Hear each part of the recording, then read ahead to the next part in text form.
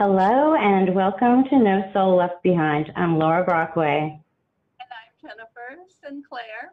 Today is Wednesday, November 13th, 2019. We will be talking to our special guest, Michael Davis, editor of Crisis Magazine, and we'll be discussing fake news. It's a propaganda war, Jennifer, and it is getting really hard to decipher the truth from the fake stuff out there. So tonight, we're really blessed to be talking to a news expert who's going to talk to us a little bit about this subject. Let's bring him on right now. His name is Michael Davis, and he's editor of Crisis Magazine, which is a magazine for the faithful Catholic laity. Hello, Michael. Hello. Thank you very much for having me. Thank you for coming on. So we are going to, I brought Michael on before the prayer because we are going to pray together in Latin. Michael's going to lead and I'm going to answer, and then we can get started on the topic. So I will let you go ahead, Michael. All right. In nomine Patris et Filii et Spiritus Sancti. Amen. Pater noster, qui es in celis, sanctificetur nomen tuum, adveniat regnum tuum, fiat voluntas tuum, sicut in cielo et in terra.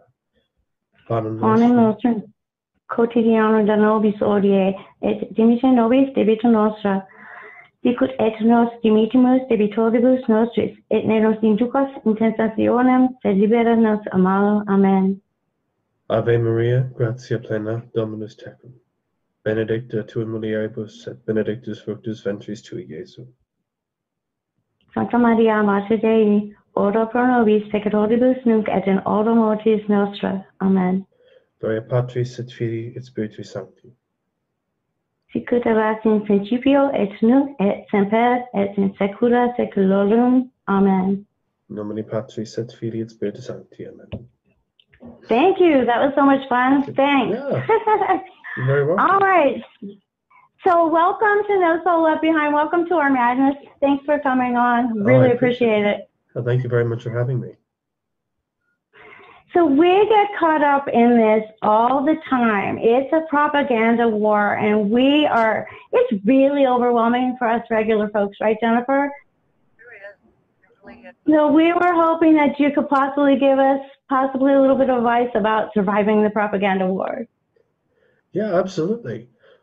So we before the show started, we were talking about some specific examples, and you brought up the issue of the Pachamama idol that was trotted out during the Amazon Synod, which I think is a very good example, because, for instance, initially sources in or near the Vatican were saying that it was sort of an indigenous representation of the Virgin Mary. And then, of course, it sort of came out that it was actually just a symbol of Mother Earth in sort of an abstract artistic way. Then it became, the literal pagan deity Pachamama, who's the earth goddess of the Amazon.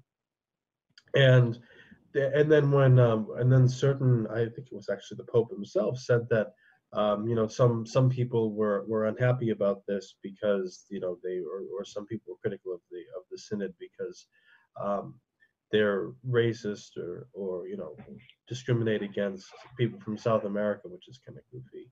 So it was again the main cause of I don't know if it's there's fake news and then there's fake news.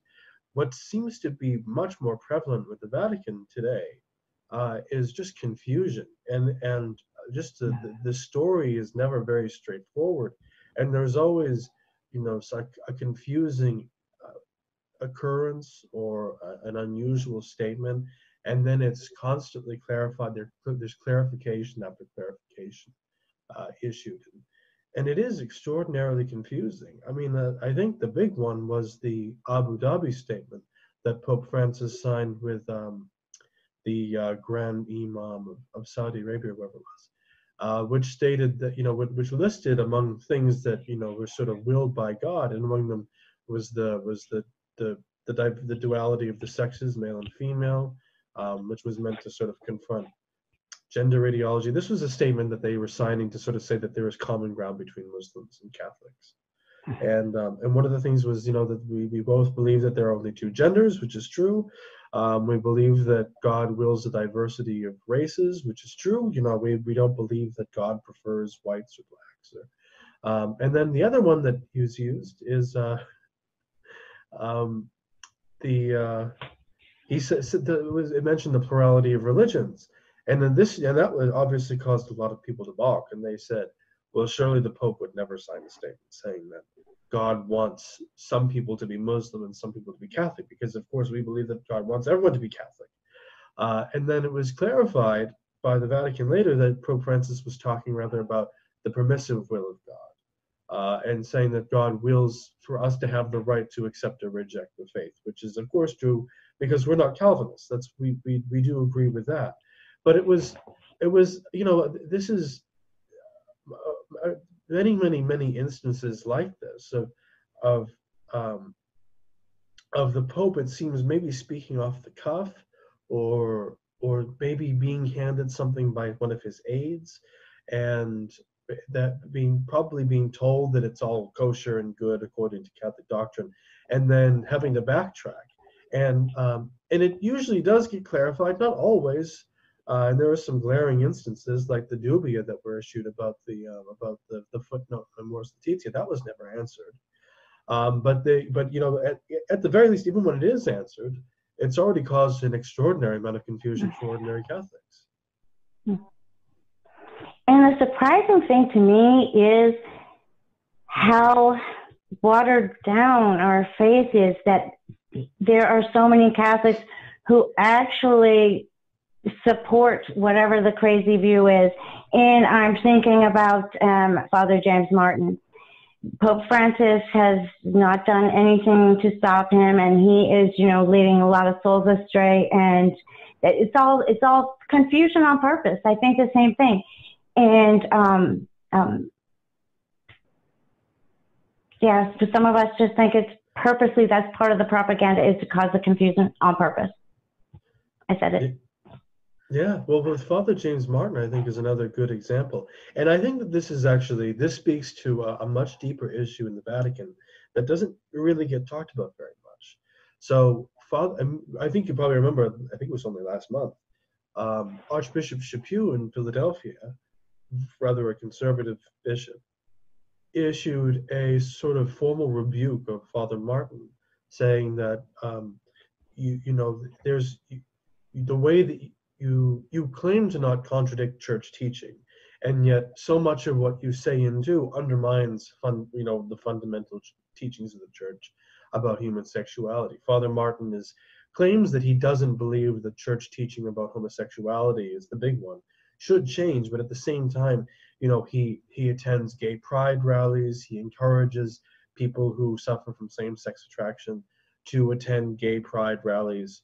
He is very involved in ministries for same-sex attracted people. He's promoting it. Oh, well, he is in every way except explicitly. And this is I think this is a very important point. And this is why Archbishop Chaput could not say, you know, I mean, we know what he believes. It's very obvious what he believes.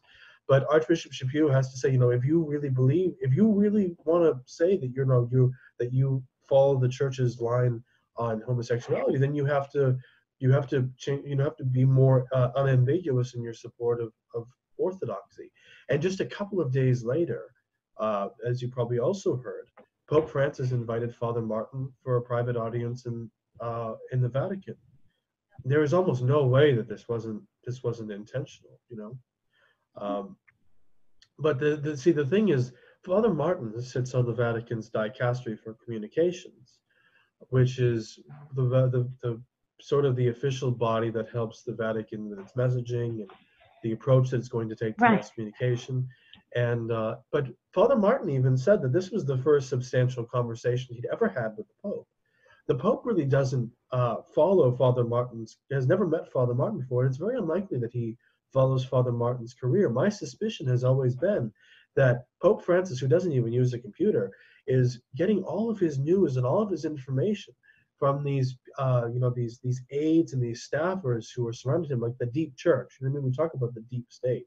There's a deep church of people who are professional Vatican bureaucrats, And Yeah. I think that, that information is being fed to him by these deep church bureaucrats who are saying, oh, poor Father Martin, he's exactly like you. He loves to work with the poor and the marginalized, and he's being bullied by these nasty American conservatives like Archbishop Chaput. And so, of course, Pope Francis wants him to come meet him. So I think that a lot of where the deep news comes from is this thick layer of bureaucrats between Pope Francis and the media, Pope Francis and ordinary bishops. That to me is the real problem. It's not Francis himself, it's the deep church. So you're suggesting that the same way they're manipulating and even brainwashing us, they are doing to the Pope in his bubble? I think the better way to look at it is, let's say, so usually when we talk about deep something, we talk about deep state, and we talk about right, but it's the forces. Same people, frankly, in charge. Go ahead. Yeah, you're right. It's unelected bureaucrats, unaccountable civil servants, or servants within the Vatican, who use the same tactic. They use their exactly. They manipulate. Yeah. I just recognize the exact same tactics, and I feel like it's the same. Ultimately, it's the same powers that be pulling the strings. That's what I feel like. But inside the church and outside the church, they kind of got us both, and they're using the same tactics on us in both places. I mean, we're just completely under attack, and it is a propaganda war. And you can see it so clearly too. I mean, I'm from California. I have a lot of liberals in my news feed, and I don't know how many still follow me, but I see things in their news feed. We're not even living in the same world. And the fake news they're hearing about us is so outrageous. I don't even bother saying anything because there's no point. But, it is really, really manipulating people, all of these lies and fake news. So, sorry, I'm off a tangent. No, not at all. I agree. I find that, since we're talking about deep state inside the world and also inside the Vatican, everything is combining now to divide us and keep us from communicating with each other to find out what is the truth, what really is going on. And so fake news is being fed, right? And if you're paying attention, you hear the same words coming out of their mouths in the church, outside of the church. We all are praying for our Pope, but we're getting news back from the Vatican that we are deplorable people and racist. And we're like, wait, we're okay. In the news, in the regular news, we're deplorables. Yeah, and we're racist and haters, and we're just like, leave us alone and let us love our God. I mean, the pattern is just, constantly speaking around us. Yeah, it is, and I honestly can't think of any instances just now, particulars, but I remember quite a number of times when something like when the Pachamama story sort of became very raw, and you would go through these well-known pro-Francis Twitter, journalists who are on Twitter, and you would see them posting tweets that are almost word for word the same. Father Antonio Spadaro, who's a very close confidant of Pope Francis, Austin Ivory in the United Kingdom, I think probably Don Eden Goldstein in the United States.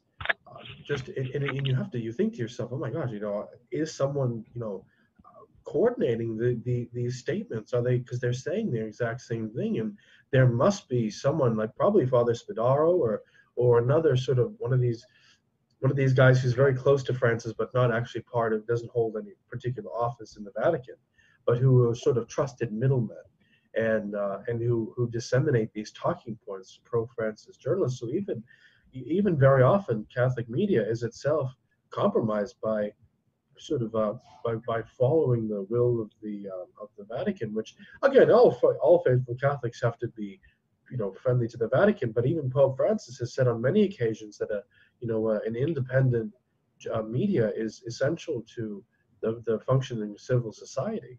And I don't know to what degree he's privy about all this happening, but there are definitely powerful forces in the Vatican who were coordinating and suppressing real Catholic media. And that's the same tactic that they're using at CNN too. So that's what I say. It's the same tactics that I see in the church and the secular world. So yeah. Mm-hmm. Wanting to work with the UN and let the UN decide things for us, I know is coming from, the Vatican itself, is that out. They want the UN to monitor these little countries that can be bullied by us, we bigger countries. And, it just, it's more division, making us feel trapped and mean, and it's just not making sense. But you're hearing it from everywhere now. Church, inside the church, outside the church, the UN, everything is... They stir up a hornet's nest on purpose, and then you have to wonder what they're covering up elsewhere. So it's the tactic. I do anyway. Right. Yeah, I liked what you said about being sort of left alone to love God, because I think that's a lot of the solution. I mean, I think, for instance, so the patron saint of church. What's that?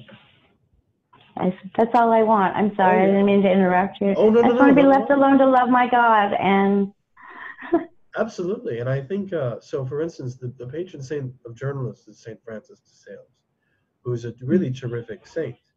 Yes. And a wonderful writer, but curiously enough, not a journalist, right? There were no newspapers when Francis de Sales was alive. That kind of mass media just didn't exist. So most recently the saint, the man who was probably going to be a second patron saint for journalists was G.K. Chesterton, the great British journalist, essayist, novelist, who's I get left-wing, right-wing, Catholics, non-Catholic, everyone loves G.K. Chesterton. He's an absolute beacon of light and joy.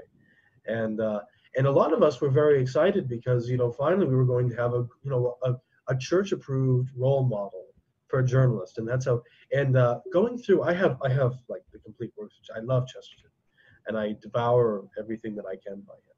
And one of the things that I'm always struck about his journalism is that, he addresses current events, but it's always with a mind on reinforcing permanent truths.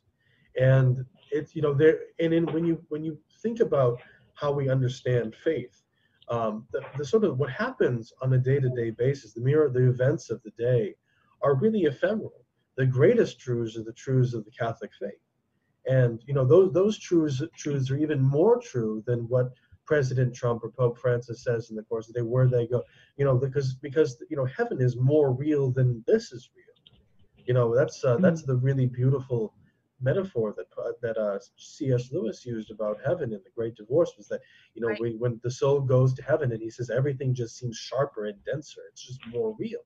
And so I love that, and I think that it's really important to keep that in mind, that the standard of good Catholic journalism has to be, does it reinforce the faith? And that doesn't mean, you don't run interference for bishops, you don't lie, you don't ignore scandalous facts, you don't protect abusers or heretics or anything like that. But the ultimate goal of journalism has to be the ultimate goal of every human activity, which is the salvation of souls. And I think that's I think a lot of the fake, when we talk about the fake news and the propaganda wars, a lot of that is coming from the weaponization of facts, and facts in the really meager sense of what happens on a day-to-day basis. And when people are absolutely obsessed with these facts, these personalities, these sort of ideological grudges that exist between politicians and religious figures, I think that's what facilitates the propaganda wars. But if you can stay anchored in your love of God, and if you can just remain resolute in your faith, and keep your mind fixed on the higher truths than the mere day-to-day, the stuff that you see on CNN and Fox News and in the New York Times. That's the mission of every Catholic, and the mission of Catholic journalists is to do that kind of journalism. Mm. You know, it's interesting that you said that because, you know, I have not watched television in 10 years. I know everybody's like, how do you live? Well, very peacefully. And yes, I get some news on social media, and that's difficult because it's really hard to discern what's true and what's fake. And I spend so much time in prayer and mental prayer that I literally leave it all to the Holy Ghost to bring to me what I need to know. I just pray for the wisdom, and I trust that he, you know, and somehow it's working out for me, or else I'm living dumb and happy. I don't know, but it's working for me. But it's all about trusting the Holy Ghost to protect us, trusting everything. But and two, I mean, we have to be alert and aware. I'm not saying bury our heads in the sand, because we got a lot of stuff to deal with, and the whole thing comes around us loving God enough, like you say. So you're right. Yeah, I remember I visited a Trappist monastery just last year or the year before for a feature that I was writing, and I walked through and they had the New York, I think it was the New York Times and the Wall Street Journal, and I said, why do you guys have these newspapers? And the prior who was showing me around said, how else are we going to know who to pray for? And I thought that was so great, and I loved that. And I thought that was, you know, obviously we vote, we have day-to-day public lives, but if you take that in mind, if you say that, you know, why am I reading the news? You know, that going into the news with that sort of that attitude, that Christocentric attitude, and that believe that, you know, what I'm doing here is for the sake of souls, and if I can do nothing else, if I feel powerless or downtrodden or even frightened or angry, just pray, you know. And if Donald Trump didn't sleep with that woman, or if Pope Francis didn't say that scandalous thing, then the prayers don't go amiss. They can use our prayers anyway. So yeah, I think just taking the news less seriously, in the sense that, you know, getting less bogged down, letting it, because the news, this is absolutely a strategy.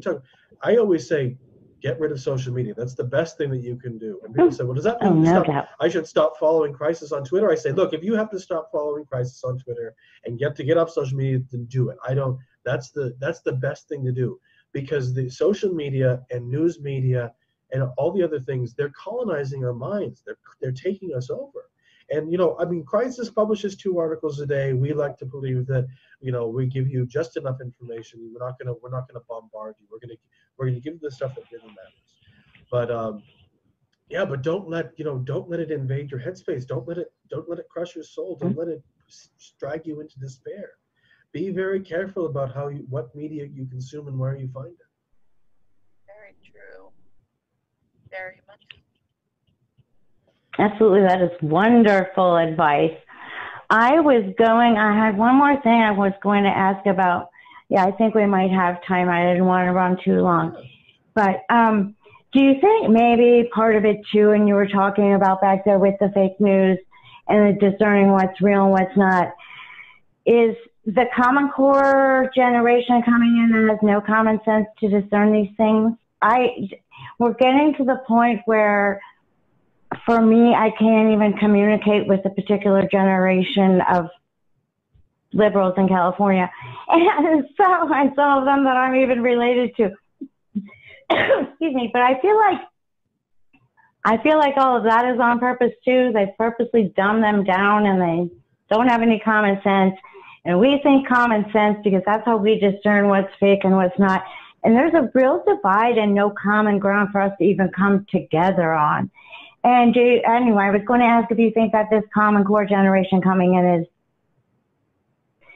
contributing to the problem. Oh, well, absolutely. I think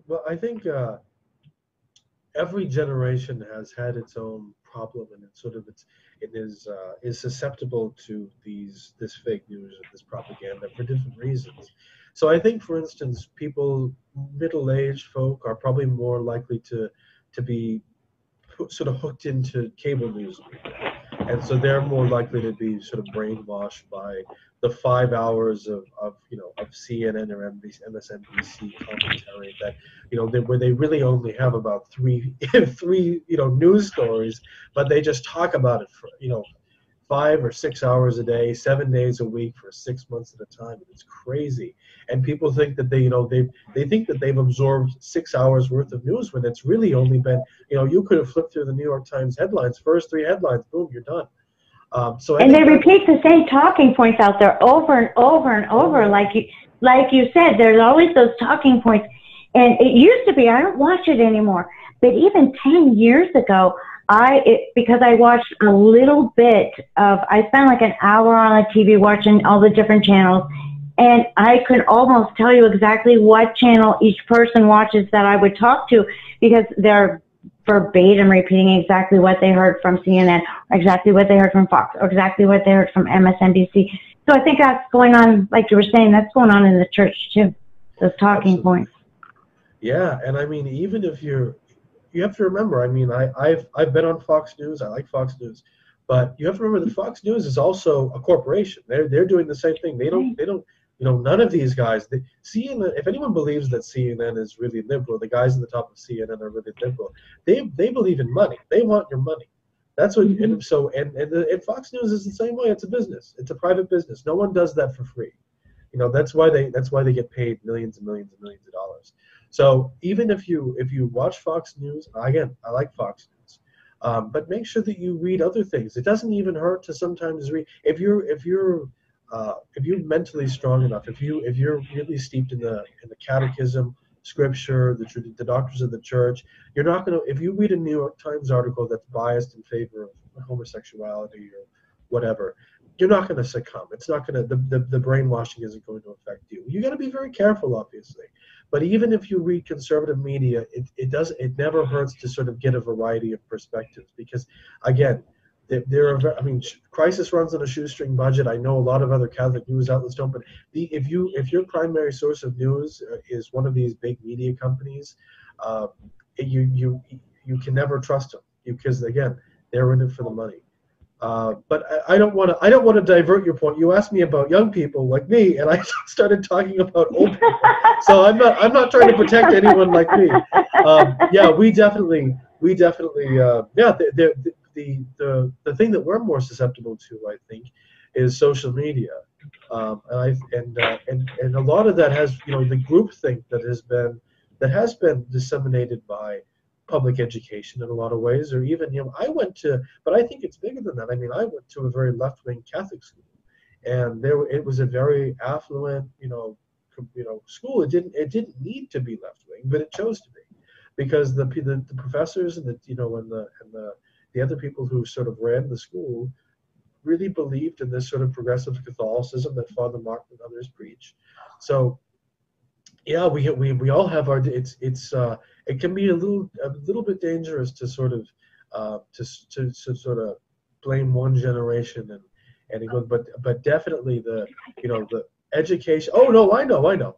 But education is a huge part, and I think social media is also a huge part, because it just takes the lessons that you learn in the playground, but if you look or think or believe differently than everyone else, you have to be quiet or you're going to get beat up. And that's become the way on social media. Social media bullying against Christians and conservatives is very common. It happens in the workplace. There's a rampant workplace discrimination against traditional Christians, and that's what people in my generation are used to. And so of course they want to be part of the people who are persecuting. They don't want to be persecuted. They want to be on the winning side. Right. I have seen a change in my lifetime, because I'm old enough to be your mother. And I can tell you that, well, I'm from California, but I came from a very, very Catholic family who was from the Midwest originally. So growing up, of course, we just stayed with we were around other Catholics. We went to Catholic school, and even my friends who were Protestant they were Christians. So I felt like the groups that I hung around, we spoke about it openly. We went to each other's churches. But then by the time I was an adult living in San Francisco, I got ridiculed and laughed at. And my neighbor saw me going to mass one day and laughed at me. You go to church? Why would you go to church? I thought you were smart. And just laughed and just saw the ridicule. So I was really, so really introverted about my faith for a long time until I moved to the Midwest. So lots of times it's location too, but I know exactly what you mean. For people who grew up and were out in the open with their faith, and now they're living this iron fist of being bullied if they say anything. I mean, it's scary. It's scary. Absolutely. We get bullied. Oh, for sure. And I think it's amazing if you look at, when I grew up in a very liberal mainline Protestant, tradition, and I more or less believed everything that I was told by the culture about the Catholic Church. And, and if you watch any of the TV shows that I grew up with, Family Guy, South Park, these very popular, very crude television shows, the caricatures of Catholics are astonishing. And I think that we sort of say, oh, well, yeah, that it doesn't make Catholics look good. But if you think about, the idea that the Catholic Church was the home of G.K. Chesterton and John Henry Newman and all these luminaries, Evelyn Waugh, who is my favorite novelist, and Gerard Manley Hopkins, who's one of my favorite poets, Flannery O'Connor, that there was this extraordinarily diverse and deep, rich cultural and intellectual heritage in the Catholic Church never occurred to me. I thought it was a bunch of Irish Catholic slobs, like my dad's family. I come from, I'm a half Irish Catholic family from Boston. That's what Family Guy is. I was like, oh yeah, that looks like my uncles. It never ever occurred to me that there was anything more than just this this post-Catholic American immigrant culture, that there was all these novelists and poets and musicians, architects, kings and saints. It was just it's this enculturation into the idea that religion, and especially Catholicism, is intellectually and culturally shallow. Gosh, it's the exact opposite. It's the exact opposite. Very powerful. It's the truth, and our faith has the answers to all the problems out there in the world, but you have to surrender to it and accept it, and then it all starts making sense and giving you all those answers that you need. That's right. So, yeah, that's right. As a homeschooling mom, I'll just be quick.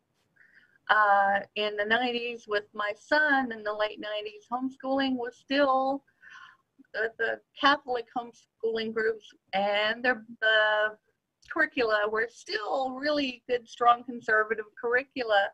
But now, once you homeschool, you stay on all their mailing lists, and the things that they're coming up now, well, we've incorporated Common Core into Marry My Mother curriculum. I'm like, what? No, not Common Core, not in homeschooling. So, yeah. Changing. That's terrible. Well, I was obviously not homeschooled. Oh, what's that? Sorry. Yeah.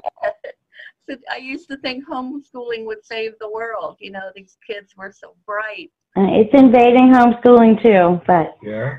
Go ahead, Michael.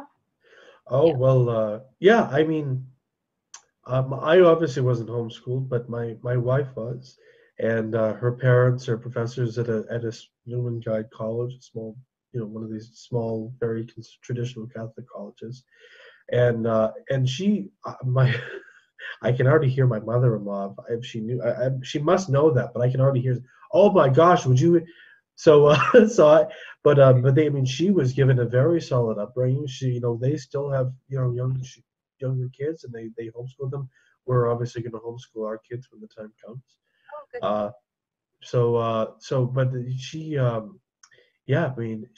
what's extraordinary is just as we compare experiences, and the things that I find funny, to this day I still find Family Guy and South Park funny because I was raised on it. She doesn't even think it's funny, which I think is really fantastic. She shouldn't. It's not funny. It's just vulgar. You're sheltered, right? Yeah. Well, I'm sorry, but South Park I do think is funny, and I know it might not be My Nana would flip out. A lady wouldn't watch that. A lady wouldn't say that. I know, but a lady laughs at it, Nana. I'm sorry. So do I. I like to think I'm more or But less no, a gentleman. you know, that's really good though, because I have some friends who have kept their children completely sheltered from these things in the world, and well adjusted, and just, I mean, you know, especially in the traditional Catholic world with these great big families who homeschool, and they're keeping their kids tight on purpose to protect them from all of those things out there.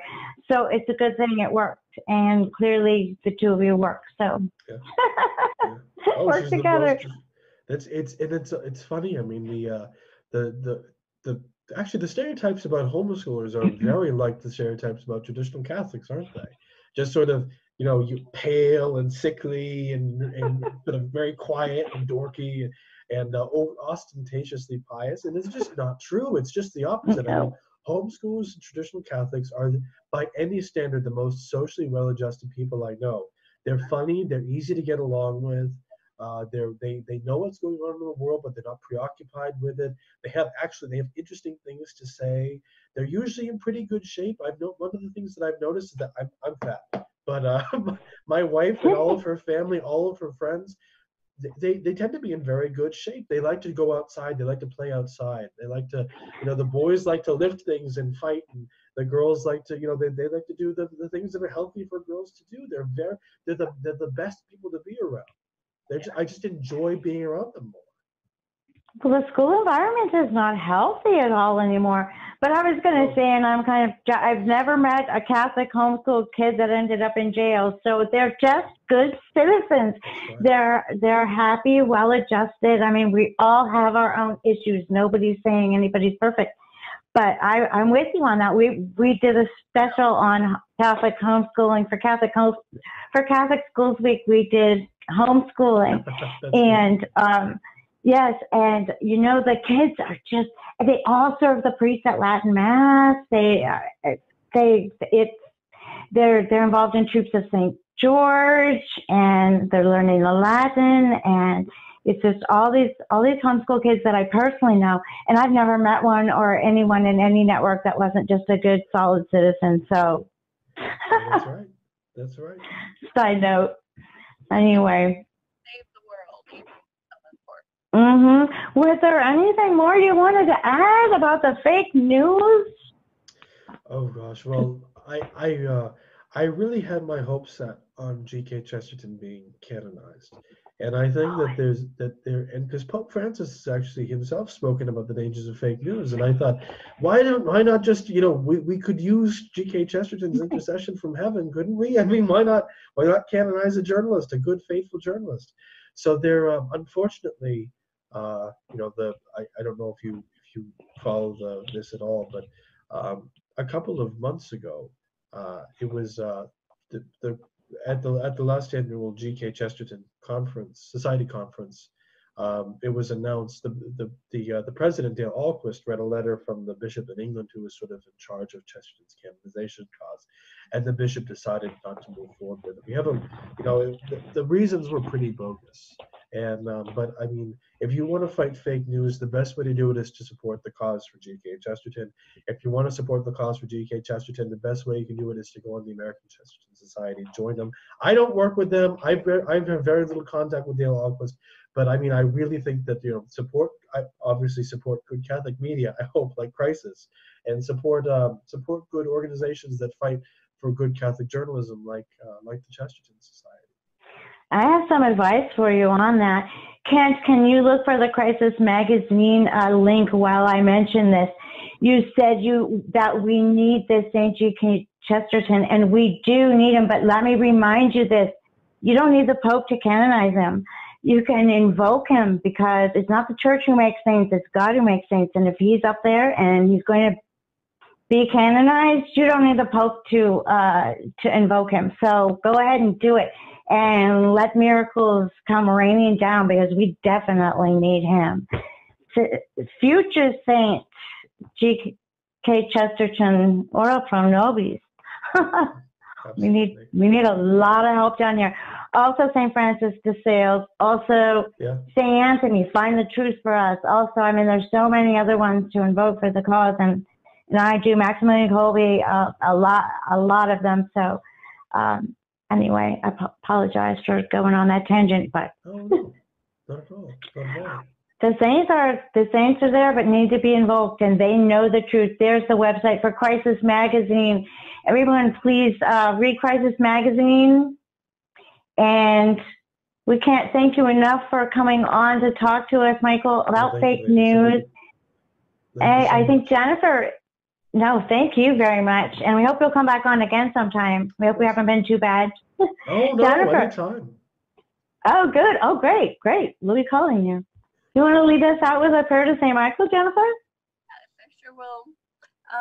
Okay, in the name of the Father, and of the Son, and of the Holy Spirit. Amen. St. Michael, the Archangel, defend us in the battle. Be our protection against the snares and wickedness of the devil. May God rebuke him, we humbly pray. And do thou, O Prince of the heavenly host, by the power of God, cast into hell Satan and all the other evil spirits that prowl through the world, seeking the ruin of souls. Amen. In the name of the Father, and of the Son, and of the Holy Spirit. Amen.